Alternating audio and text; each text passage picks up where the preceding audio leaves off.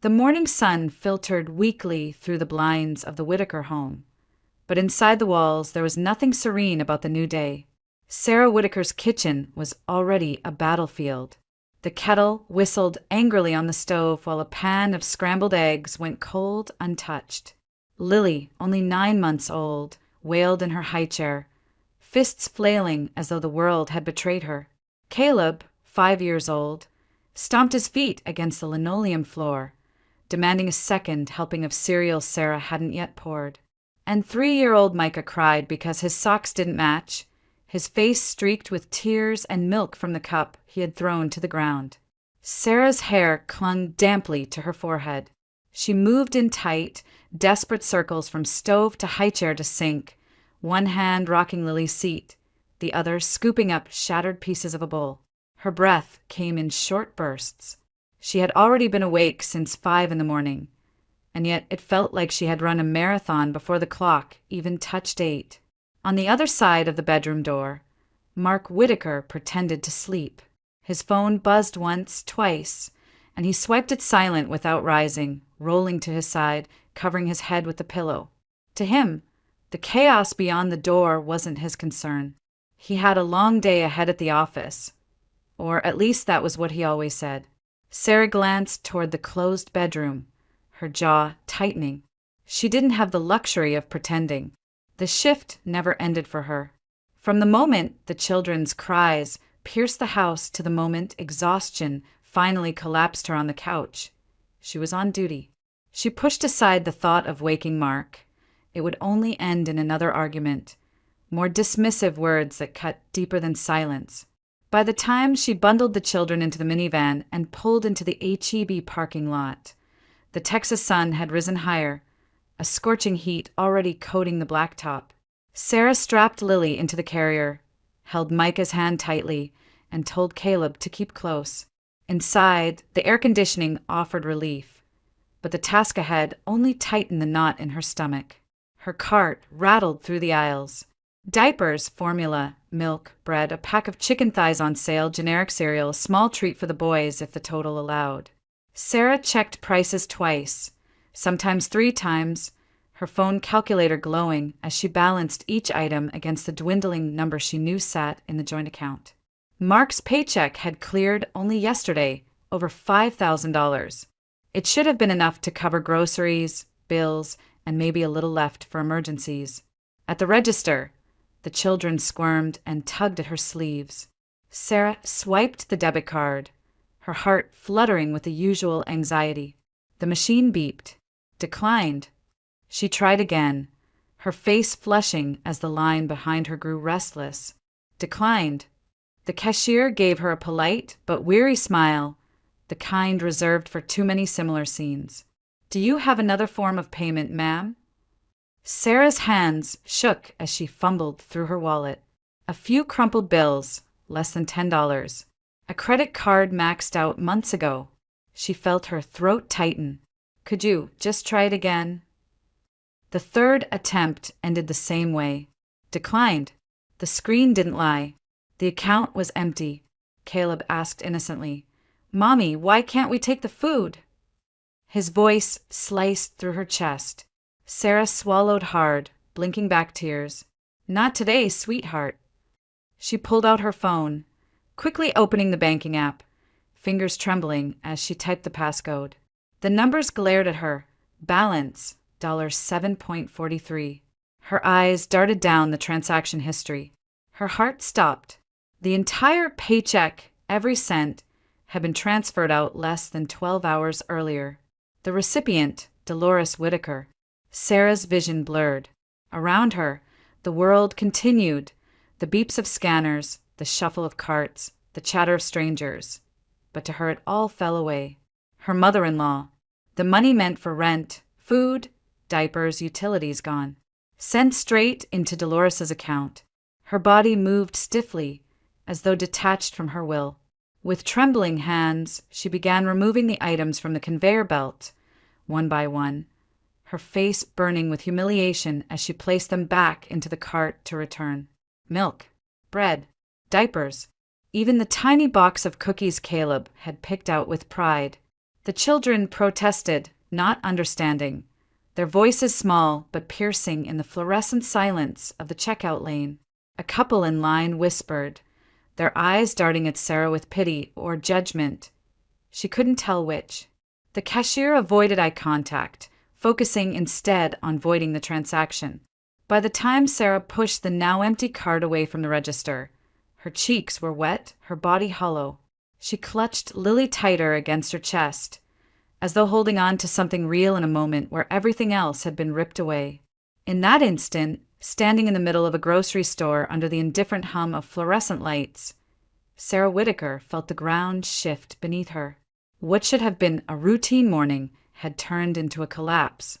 She had nothing left in her account, 3 hungry children, and the crushing realization that her husband and his mother had decided, together, that her survival and the survival of her children were not worth protecting. And worse than the financial blow was the humiliation, the public stripping away of dignity, the sense that she had been made invisible in her own life, that her sacrifices meant nothing. As she guided the children back toward the car, the weight of it pressed in. This wasn't a mistake. This wasn't a glitch. It was deliberate. The drive back from the grocery store was suffocating. The air conditioner in the minivan blew weakly, unable to combat the Texas heat pressing against the windows. Caleb and Micah argued in the back seat over a toy truck. Lily whimpered in her car seat, and Sarah gripped the steering wheel as if it were the only anchor keeping her upright. Her mind replayed the sight of the cashier's sympathetic eyes, the number $7.43 glowing on her phone screen, the name Dolores Whitaker printed coldly in the transaction log. By the time she carried the children inside, she felt hollow. The kitchen still bore the morning's chaos. Dishes piled in the sink, toys scattered across the floor, crumbs sticking to her bare feet.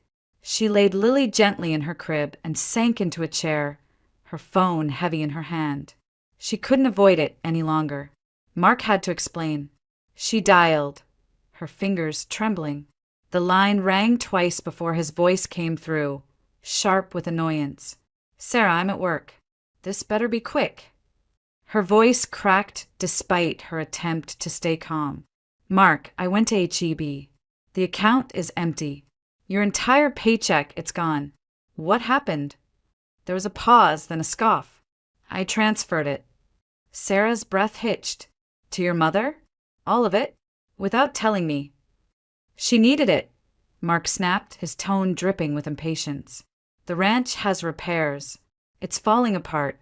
That land is our legacy, Sarah. It's more important than a cart full of groceries." Her free hand curled into a fist on the table. "Legacy? Mark, our kids need to eat. Lily needs formula. Micah needs new shoes. What kind of legacy means more than your own children?" He sighed heavily, as if she were a child throwing a tantrum. Then his words came, low and cruel. "You had those kids, you deal with it. Don't dump this on me." The silence that followed was louder than any scream. Sarah felt as though the floor had opened beneath her. Her husband, the man who had stood beside her when Caleb was born, who had promised to be her partner, was washing his hands of them as though they were a burden he never agreed to carry. "Mark," she whispered, tears slipping down her cheeks. "How can you say that? They're your children, too." But he had already grown restless with the conversation. "Look, I don't have time for this. Mom needs me right now. The ranch needs me. End of discussion." The line went dead before she could answer. Sarah sat frozen, her phone pressed against her ear long after the call ended. She wanted to scream, to throw the device against the wall, to demand he walk back through the door and face the devastation he had left behind. Instead, her body shook with quiet sobs, her tears dripping onto the kitchen table. But she wasn't finished. Not yet. With trembling fingers, she scrolled to another contact, the one she dreaded but could no longer avoid. Dolores Whitaker. The phone rang. Dolores answered on the third ring, her voice smooth, smug. "Sarah." Sarah's throat tightened. "Dolores, I just got back from the store. There's nothing in the account. You took all of it. We have 3 kids. I can't even buy milk." There was a sharp laugh on the other end, humorless. "Oh, don't be so dramatic. You'll manage. Women always do." Sarah's heart pounded. "Manage? With what? There's nothing left." Dolores cut her off, her words laced with disdain. "You've always expected too much. Mark has responsibilities beyond you. The ranch has stood in this family for generations. That's where his money belongs, not wasted on endless diapers and cheap groceries." Sarah's breath caught. "Those cheap groceries feed your grandchildren. And if you can't provide for them," Dolores said coldly, "maybe someone else should raise them." The word struck like a slap across Sarah's face. For a moment, she couldn't breathe. She clutched the phone tighter, as though holding it would anchor her in the storm. "You can't mean that," she whispered, her voice breaking. "Oh, I mean every word," Dolores replied without hesitation. "You were never strong enough for this family. Maybe it's time everyone admitted it." Sarah's body trembled, her vision clouded with tears. She ended the call before her mother-in-law could say more, her chest heaving with a mix of despair and disbelief. She leaned forward, burying her face in her hands. The humiliation at the store had been public, but this was private cruelty, sharpened to a blade and driven straight into her chest. She thought of Caleb's innocent question, "Why can't we take the food?" She thought of Lily's cries, Micah's bare feet, the way Mark's voice had dripped with dismissal. Her tears soaked her palms. But beneath the grief something else began to stir. A spark of heat, faint but undeniable. For years she had bent, stretched, sacrificed until there was nothing left of herself but scraps. And still it was never enough. Now, as the weight of betrayal pressed down on her, another thought cut through the pain. This can't go on. Not anymore. The afternoon stretched heavy, the house quiet except for the restless sounds of children. Lily whimpered in her crib, turning her small fists against the blanket. Caleb sulked on the couch, his stomach empty and his questions unasked, sensing his mother's fragile state. Micah had finally dozed off on the floor, clutching a toy truck with sticky fingers. Sarah sat at the kitchen table, her face pale, her eyes swollen from hours of tears. The hum of the refrigerator filled the silence. She opened her wallet again, as though maybe the outcome would change, but all it revealed were a few crumpled bills and some loose coins.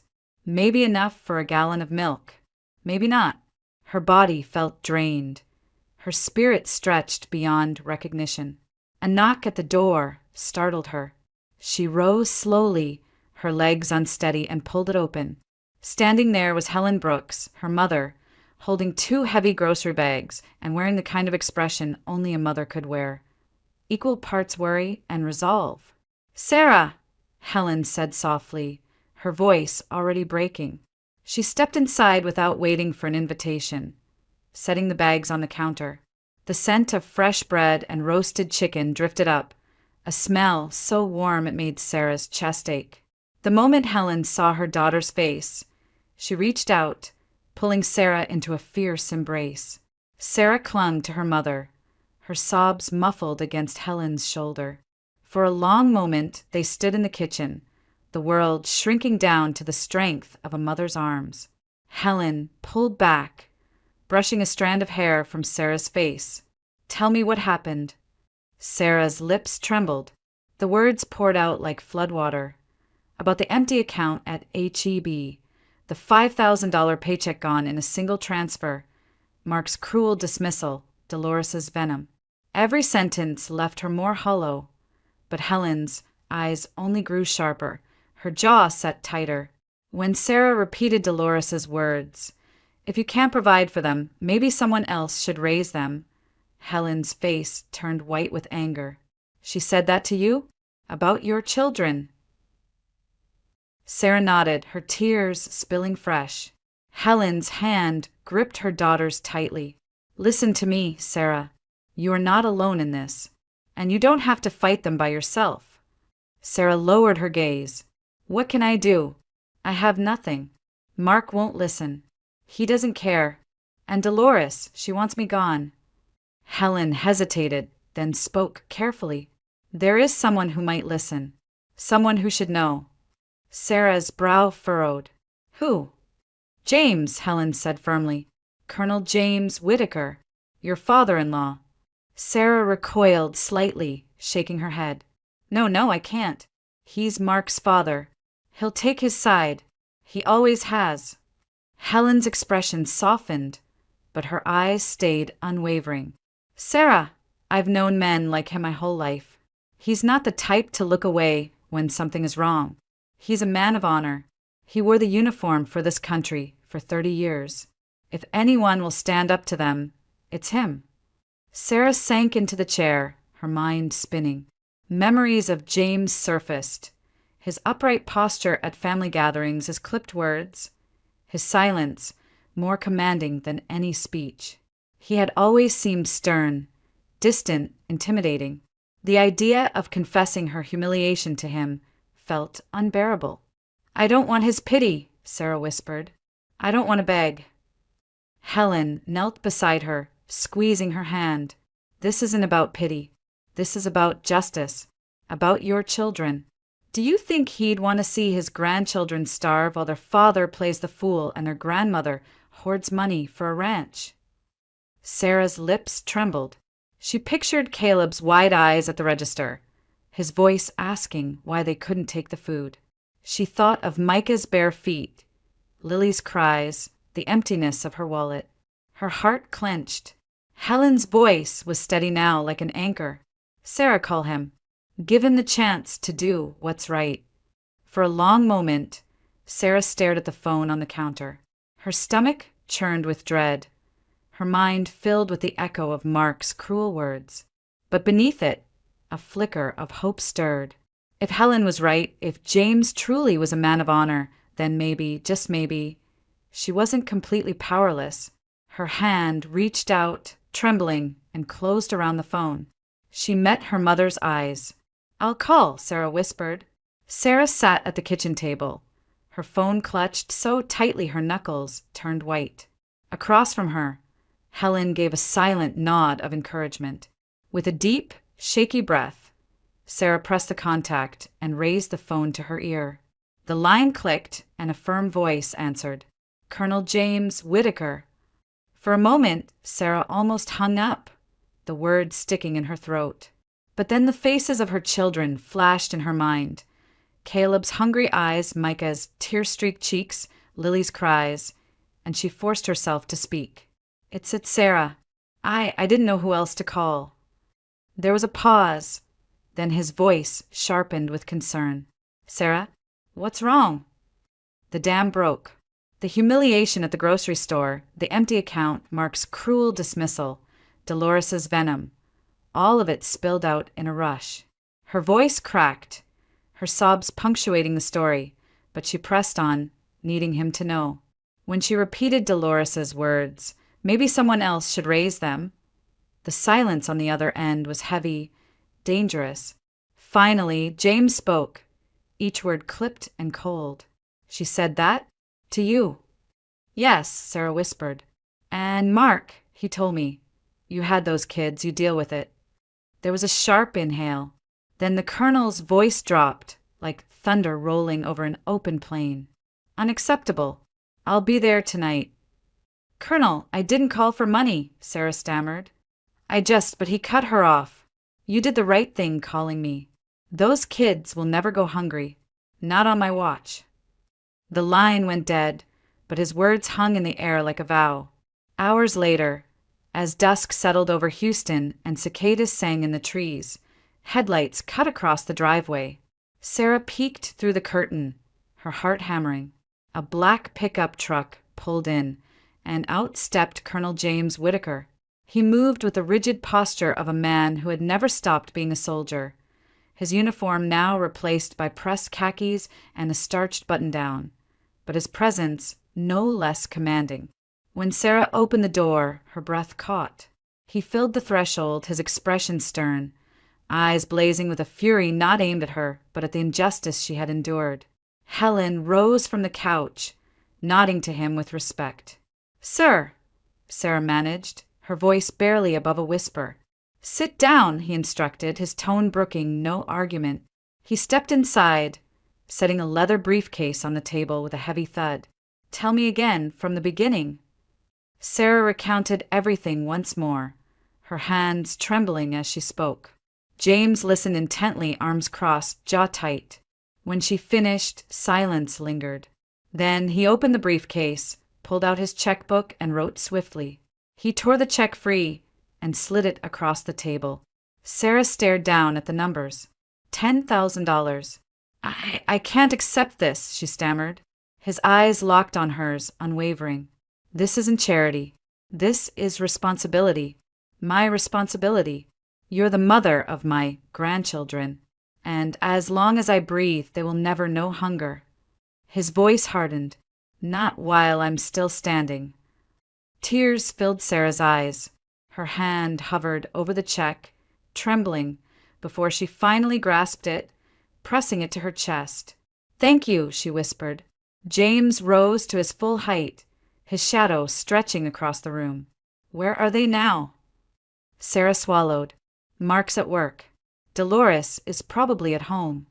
His lips pressed into a thin line. "Good. Then I'll pay them a visit tonight." Helen stepped forward. "James, maybe wait until morning. You've had a long day," but he shook his head sharply. "No, they've crossed a line that cannot wait until morning. A man who abandons his children, a woman who would see her own grandchildren starve. Those are not matters to sleep on." Sarah's heart pounded. "What are you going to do?" James turned, his eyes like steel. "What should have been done a long time ago. I'm going to make them answer for this." The air in the room seemed to thrum with the weight of his words.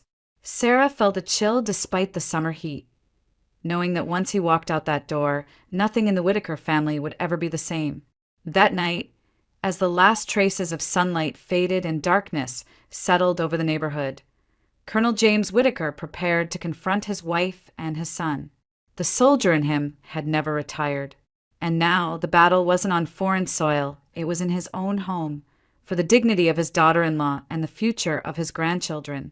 The night air in suburban Houston was thick and humid, the kind that clung to skin and made tempers burn hotter.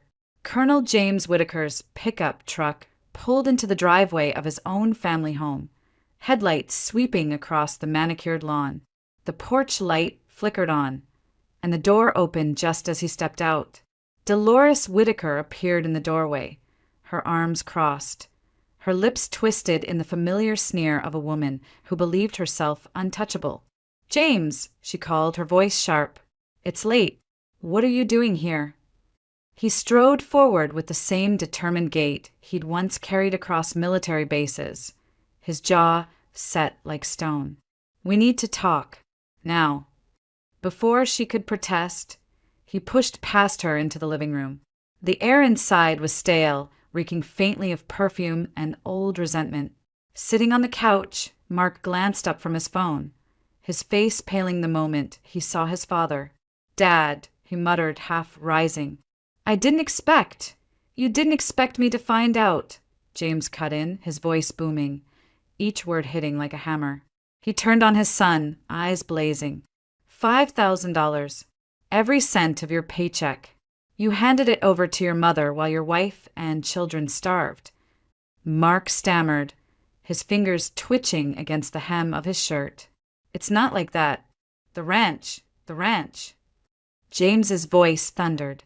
"Legacy means nothing if you abandon your own blood. You're a father, Mark. A husband. Those come first. Always." Dolores stepped forward, her chin high. "Don't lecture him, James. He did the right thing. That ranch has been in this family for generations. Sarah can manage." James spun on her, his glare sharp enough to cut. "Manage? You told her if she couldn't provide, someone else should raise the kids. Did you really say that, Dolores?" Her silence spoke louder than denial. She looked away, her face stiff. The colonel's voice dropped lower, more dangerous. "You are both a disgrace to this family." The words echoed through the house, rattling the quiet suburban night. Outside, a porch light across the street flicked on. Then another. Neighbors stepped onto their lawns, drawn by the raised voices. Curtains twitched. Dolores's face flushed red, a mixture of fury and humiliation. "Lower your voice, James." "The neighbors, let them hear," he snapped. "Let every last one of them hear what you've done." Mark's voice cracked, desperation creeping in. "Dad, please, you don't understand." "I understand perfectly," James said coldly. "I understand that you, my son, have chosen cowardice over duty. And you, Dolores, have chosen pride over compassion." By now, several neighbors had gathered on the sidewalk, murmuring to one another as the scene unfolded. One woman clutched her robe tighter around her, whispering, "That's the Whitakers."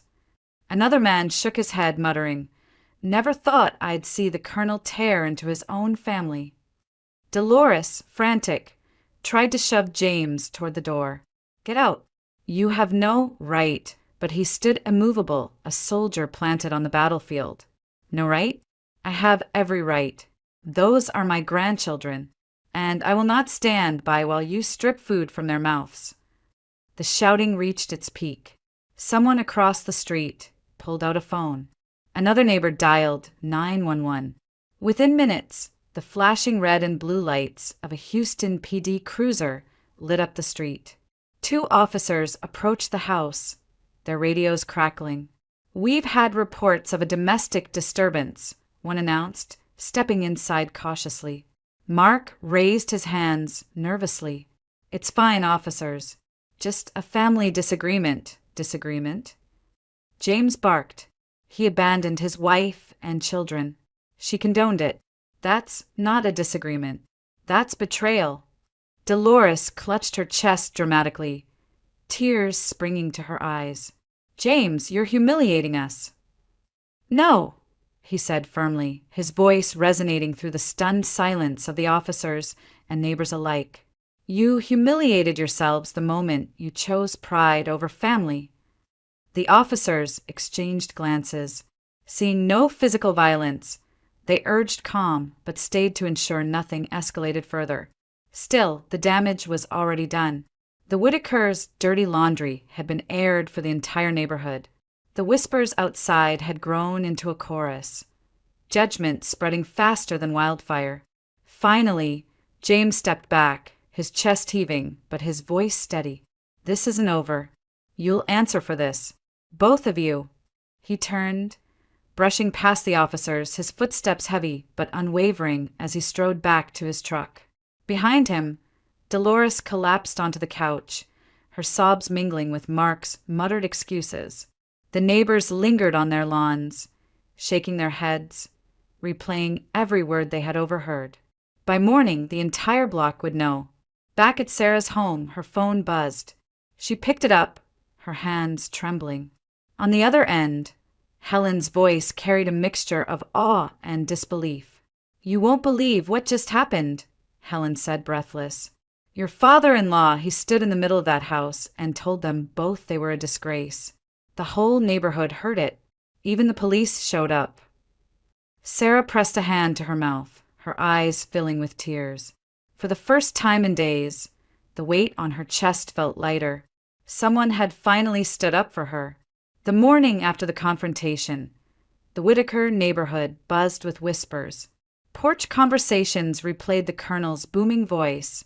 Neighbors recalled Dolores's tears, and the flashing lights of the Houston PD cruiser were still fresh in everyone's minds. For Sarah, who had spent the night staring at the ceiling, the storm had felt far away, yet deeply personal. Every word carried back through her mother had both shaken her and steadied her. Someone had finally drawn a line in the sand. By late morning, the rumble of a familiar pickup truck announced Colonel James's arrival. Sarah stood on the porch, clutching Lily against her hip, her body tense. She didn't know what he might say, only that the truth was rarely kind. Helen stood inside, ready to support her daughter, her eyes wary as the colonel approached. He removed his sunglasses, his gaze sharp, his face lined with exhaustion and fury. "We need to talk," he said simply. Inside the kitchen, he remained standing, pacing once before he finally turned to face Sarah. "I spoke to them again this morning, and I uncovered more than you deserve to hear, but you need to know the truth." Sarah's heart thudded. What truth? James's jaw tightened. He paused, steadying himself, then spoke with deliberate weight. "Mark has been unfaithful. There's a woman at his company, young, ambitious. He's been seeing her for months." The words landed like blows. Sarah staggered back, gripping the edge of the counter, her breath catching. "No, no, that can't be." Helen reached for her, steadying her trembling hands. But James pressed on, his voice relentless. "Dolores knows. She not only knows, she approves. She believes this girl is better stock, more suitable for her precious legacy. She encouraged Mark to walk away from you and the children." Sarah's vision blurred with tears. Betrayal clawed at her chest, deeper than she had imagined. She had suspected negligence, selfishness, but to hear that her husband and his own mother had plotted together to replace her, it hollowed her out. "There were never any ranch repairs," James continued, his voice like iron. "That money, every cent, was funneled to cover dinners, gifts, weekends hidden away. Dolores told me with her own mouth she'd rather see Mark with someone else than tied to you." Sarah shook her head, covering her mouth, a sob tearing loose. Helen wrapped her arms around her daughter, fury in her eyes, but the colonel's words did not stop. "I can't undo what they've done, but I can damn well make sure they never destroy you further."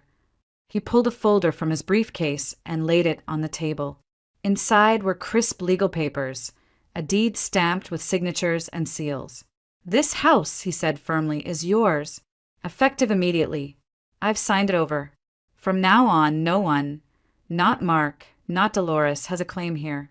It belongs to you and the children."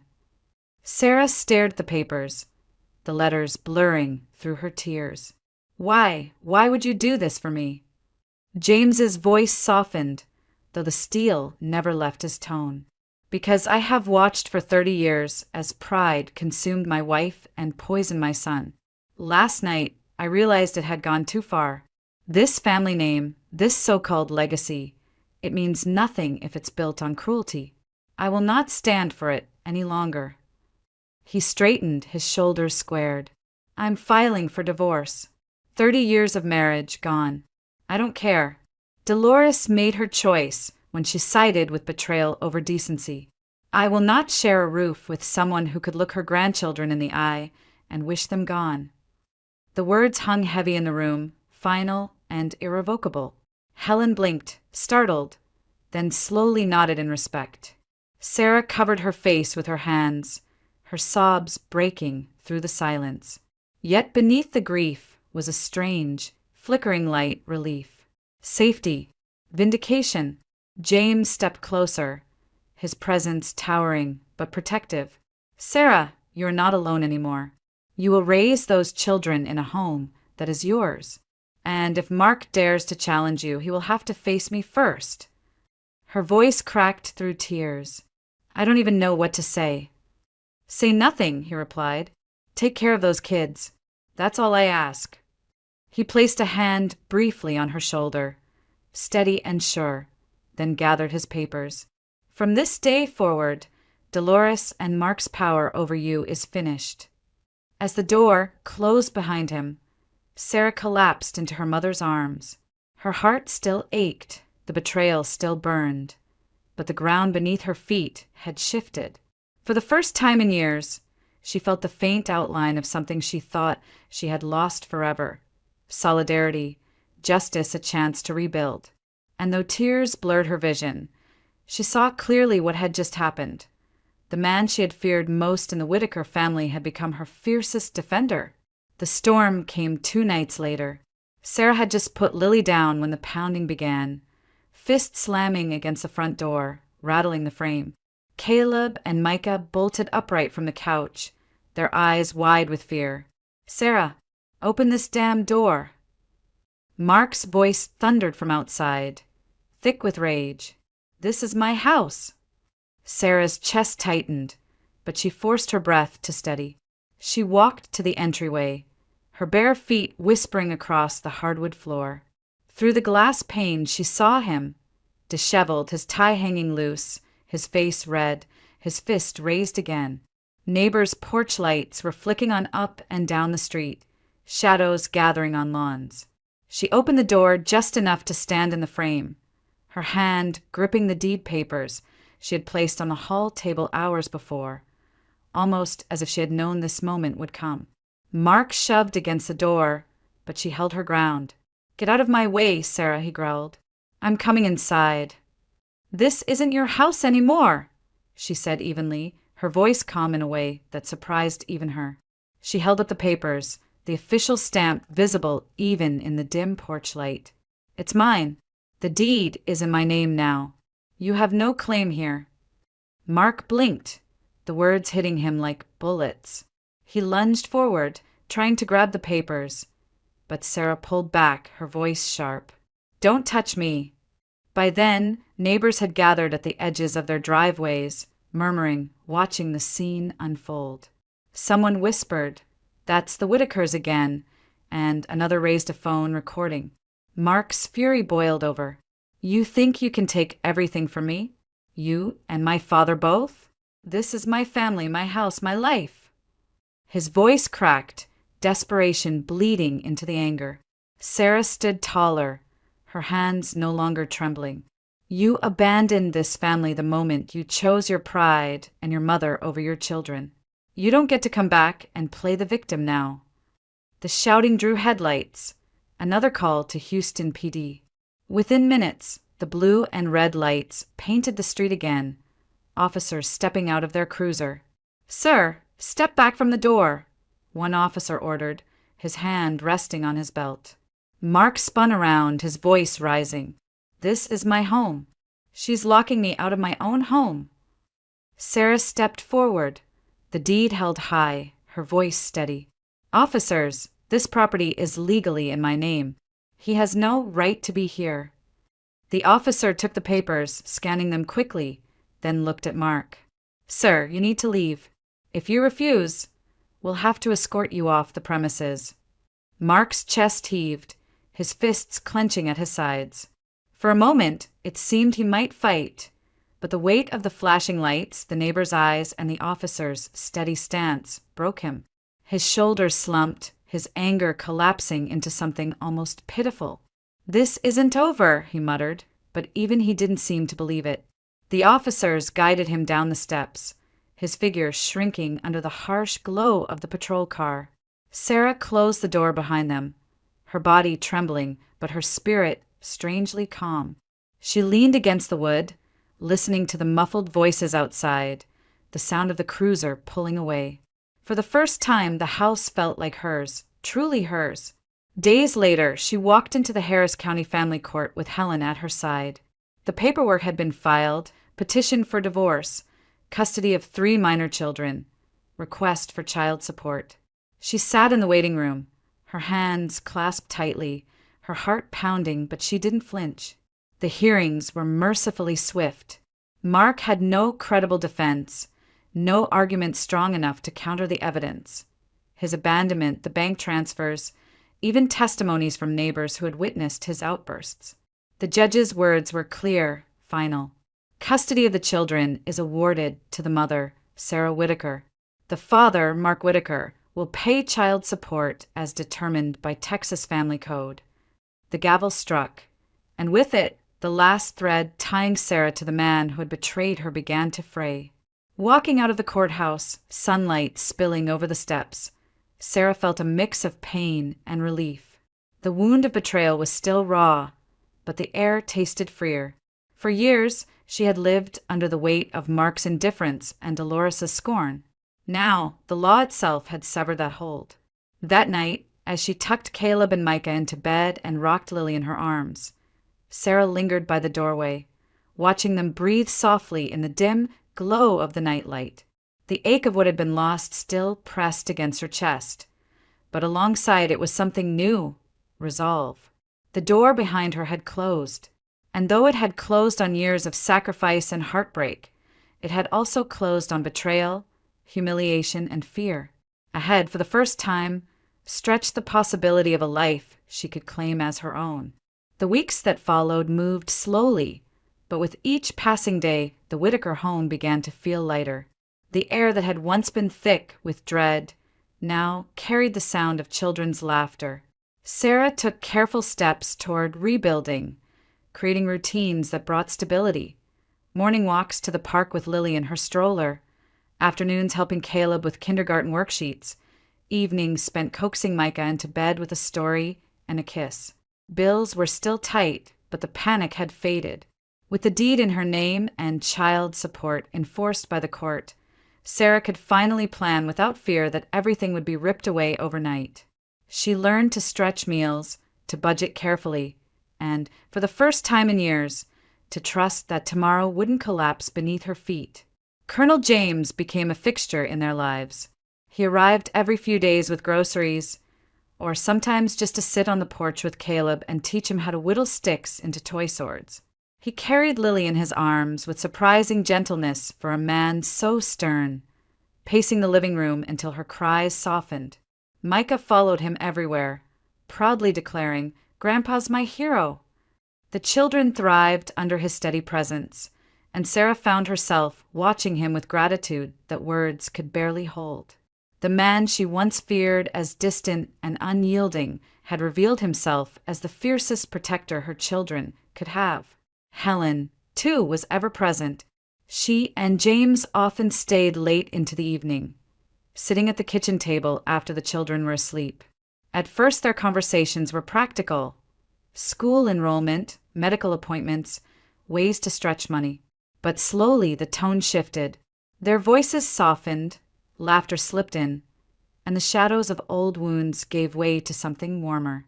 Sarah noticed at first when she saw the way James's eyes lingered on her mother as she poured coffee, or the way Helen's smile carried a lightness when James teased her about her stubborn streak. The bond grew in quiet increments, unspoken but undeniable. Months later, under the wide Texas sky, Sarah stood in a modest chapel as her mother and Colonel James exchanged vows. The ceremony was simple: no grandeur, no audience beyond a few close friends and the children. Yet it radiated a warmth that filled the room more than chandeliers ever could. Helen wore a pale blue dress, her hand trembling slightly as she slid the ring onto James's finger. He, in turn, looked at her with the same solemn respect he had carried in uniform, but with a tenderness that softened the lines of his face. Caleb and Micah fidgeted in their small suits, while Lily gurgled happily in Sarah's arms, unaware of the moment, but part of it all the same. As the minister declared them husband and wife, James leaned forward and kissed Helen with the dignity of a man who had found a second chance. The applause was gentle but heartfelt, and Sarah felt her throat tighten. What had begun as betrayal and ruin had led, somehow, to this: a family reassembled, stronger in its new shape than it had ever been before. That night, the house rang with celebration. James lifted Caleb onto his shoulders. Micah tugged at his mother's dress, begging for another piece of cake, and Helen rocked Lily by the window, humming softly. Sarah stood back, watching the scene unfold, a smile breaking through her tears. For so long she had believed she had lost everything: her husband's betrayal, her mother-in-law's cruelty, the humiliation of standing helpless in a grocery store aisle. It had all felt like the end. But now, surrounded by laughter and love, she realized it had been a beginning. The pain hadn't disappeared, but it no longer defined her. In its place grew resilience, a fierce determination to build something better. And she had not built it alone. She had her mother, her children, and, against all odds, her father-in-law who had chosen decency over pride. Later, as dusk settled and the children played barefoot in the grass, Sarah stepped onto the porch. She folded her arms, leaning against the railing, watching Caleb chase fireflies while Micah squealed with delight. Lily clapped her tiny hands, the golden light catching in her hair. A breeze rustled through the trees, warm and steady, carrying with it the faint sound of Helen's laughter from inside the house. James's deep voice followed, grounding, protective. For the first time in what felt like forever, Sarah allowed herself to breathe deeply, without fear of what the next day might bring. She smiled, her heart full. Everything had been broken, but from those broken pieces a new family had formed. One not bound by pride or control, but by love and resolve. And as the evening darkened into night, Sarah knew with certainty. The future, though unwritten, was bright.